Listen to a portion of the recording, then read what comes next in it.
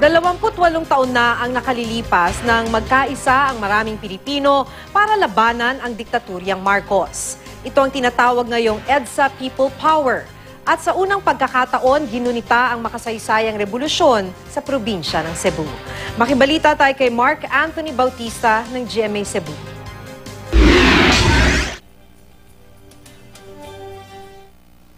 Sa pagdiriwang na ika-28 taong anibersaryo ng EDSA People Power, inalala kung paano nagkaisa mga Pilipino para makamit ang demokrasya ng bansa mula sa diktadoryang Marcos.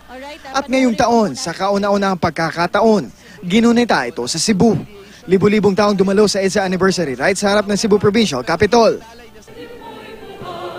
Pasado alas 8 ng umaga, sinimula ng programa sa flag raising ceremony at ecumenical prayer. Biniyayaan mo kami ng kakayanan upang malaman kung ano ang tama sa mali. Matapos ang welcome remarks ni Cebu Governor Hilario David III, sumunod ang salubungan o ang reenactment ng pagtatagpo ng mga sibilyan at militar noong EDSA People Power. I think maganda nga nangyari dito. First time we're celebrating it. Changes, no? Yung mga key personalities. Ngayon may mga... What is the perfect representation of repression? Si Kapuso Primetime King Dingdong Dantes ang gumanap bilang Fidel Ramos habang si Senador Bam Aquino naman bilang si Butch Aquino. Ang salubungan ang naging mitsa noon ng pagpapatalsik sa pwesto kay dating Pangulong Ferdinand Marcos. Pagkatapos ng salubungan, binigay ng aktor ang watawat kay Butch Aquino at ipinasa naman kay Pangulong Noynoy Aquino. Ang mga manonood tila kabilang din sa dula.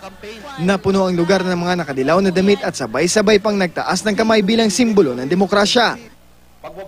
Ipinaliwanag naman ni Pinoy kung bakit ginawa ang paggunita sa People Power sa mga lugar na nasalanta ng kalamidad.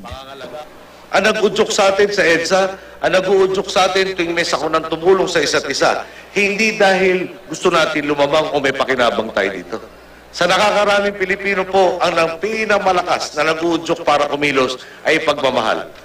Dito po sa EDSA, napakita ang gilas ng sambayan ng Pilipino.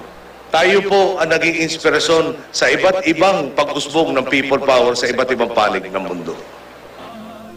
Ikinatuwa naman ng mga Cebuano na naging sentro ng pagdiriwang ang lungsod matapos kasing manalas ang bagyong Yolanda noong nakaraang taon. Naging sentro rin ang Cebu ng koordinasyon ng relief at rescue operation.